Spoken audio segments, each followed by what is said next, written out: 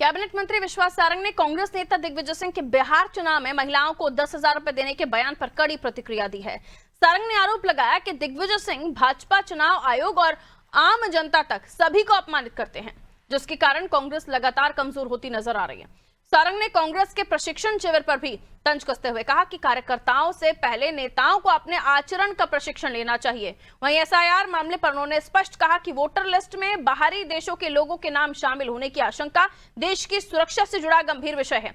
इसके अलावा उन्होंने खाद की कमी को दूर करने के लिए शुरू किए गए नए प्रयोगों को भी लेकर जानकारी दी है। उन्होंने बताया कि किसानों की खेती को लाभकारी बनाने के लिए खाद को सीधे उनके घर तक पहुंचाने की योजना बनाई जा रही है। मुझे आश्चर्य होता है कि भारतीय जनता पार्टी की बुराई करते करते दिग्विजय सिंह या कांग्रेस के नेता इलेक्शन कमीशन पर पहुंच जाते हैं और इलेक्शन कमीशन से वो सीधे जनता को गाली देने लगते हैं। मुझे लगता है कि जनमत का इस तरह से मखौल उड़ाना यही कांग्रेस की गर्त में जाने का सबसे बड़ा कारण बना है। ये जनता का जनमत है। लोकतंत्र में जनता जो निर्णय लेती है उसको शिरोधार्य, उसको स्वीकार करना हर राजनीतिक दल का कर्तव्य है। जनता ने यदि एनडीए को इतने प्रचंड बहुमत से जिताया तो सर झुकाकर कांग्रेस के नेताओं को इसको स्वीकार करना चाहिए। भाजपा की नकल कांग्रेस कर रही है तो उसमें अकल भी लगाए। वो राहुल जी स्वयं आए थे यहाँ पर ट्रेनिंग देने। क्या ट्रेनिंग दे के गए? यहाँ वो आए थे और जंगल सफारी में जाकर जानवरों से मिल रहे थे। अब वो जानवरों से को क्यों मिल रहे थे, क्यों जंगल सफारी घूम रहे थे? उस समय घूम रहे थे जब बिहार में चुनाव चल रहा था। तो कांग्रेस की स्थिति बहुत बद से बदतर है। प्रशिक्षण कार्यकर्ताओं का करने के पहले कांग्रेस के नेताओं का प्रशिक्षण ज्यादा आवश्यक है। देखिए, मुझे ऐसा लगता है कि घुसपैठ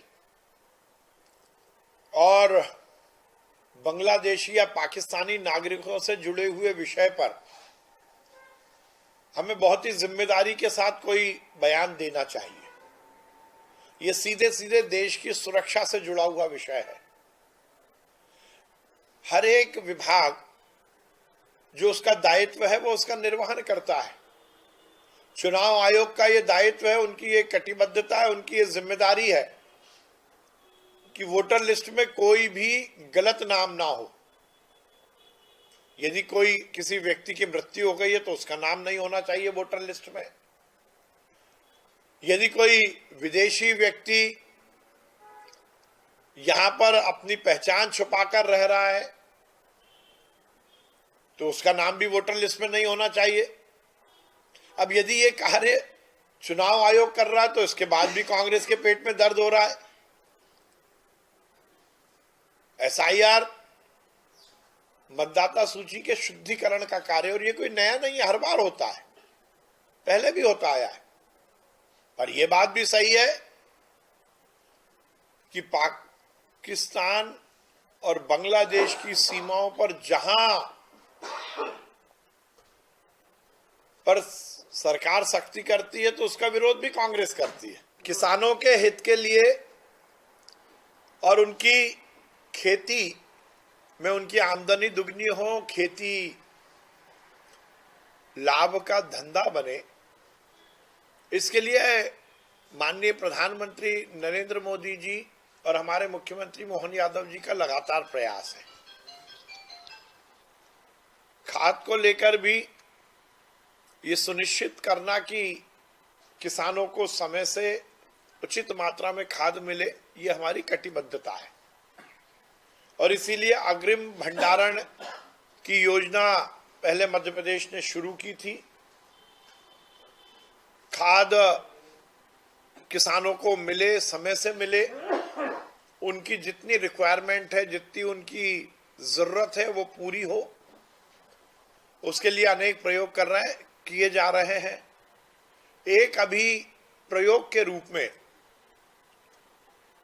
किसानों तक, उनके घर तक, उनके खेत तक लगभग होम डिलीवरी के कॉन्सेप्ट के साथ खाद के वितरण की एक योजना बनाई है। अभी वो केवल प्रयोगात्मक पायलट प्रोजेक्ट के रूप में होगी, जिसमें जो